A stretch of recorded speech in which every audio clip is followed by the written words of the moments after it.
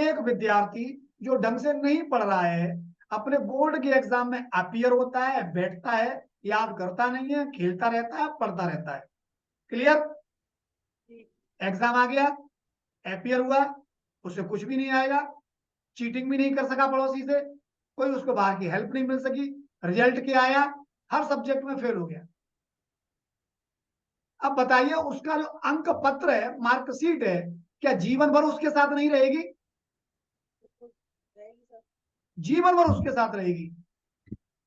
अब उसने अगले वर्ष परीक्षा दी, पास हो गया, थोड़ा सुधर गया, अच्छी परसेंट आई, क्या यह रिजल्ट मार्कशीट उसके साथ जीवन भर रहने वाली है? यस।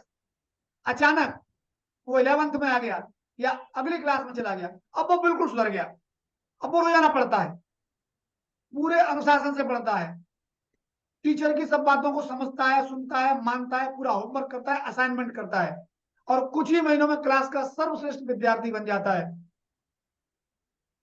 अब आप मुझे बताइए, अगर उसके अंक पत्र को कोई भी बाहर का आदमी देखेगा तो उसको कैसा बालक मानेगा?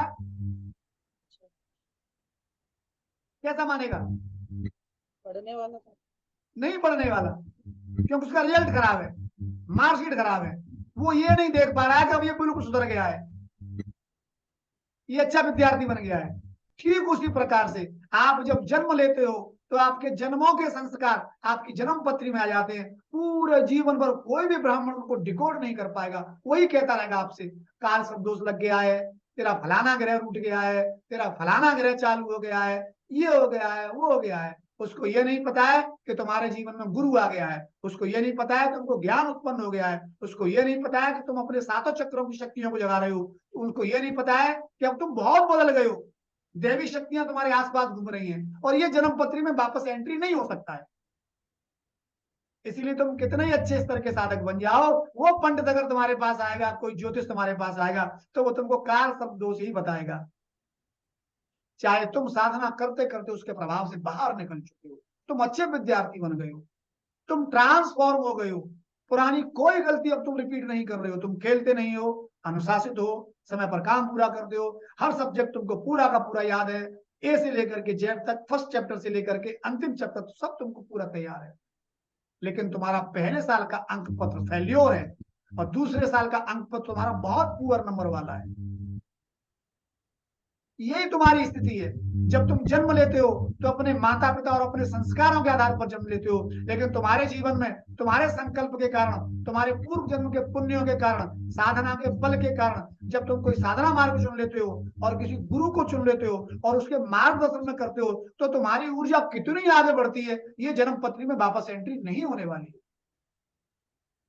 इसलिए कोई चिंता मत करो, जब आप साधना का अभ्यास करोगे किसी प्रकार का दोष आपकी चेतना को छू नहीं पाएगा, अगर आप ठीक ढंग से अभ्यास करेंगे तो। और मनमानी करेंगे तो मनमानी के कारण ही तो ये दोष लगते हैं, और मनमानी नहीं छोड़ोगे तो ये दोष कभी खत्म नहीं।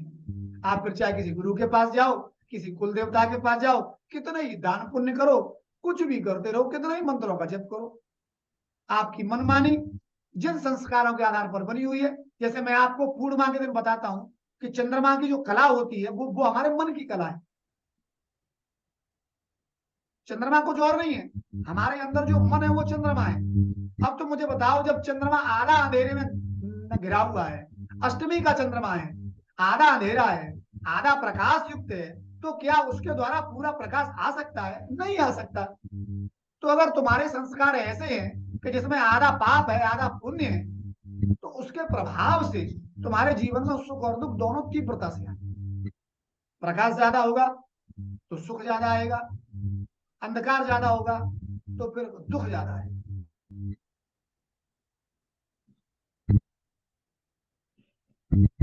क्या ये समझ में आया?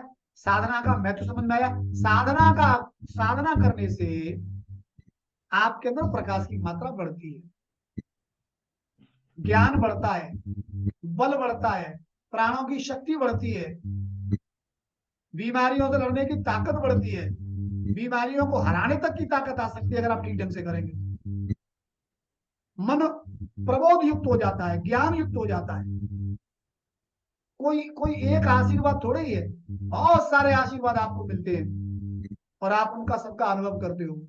आपके चारों, जब मैं आप लोगों से ये कहता हूं कि अगर आप इसका अभ्यास करोगे तो आपको दैवीय मार्गदर्शन मिलेगा और आपको सुरक्षा भी मिलेगी।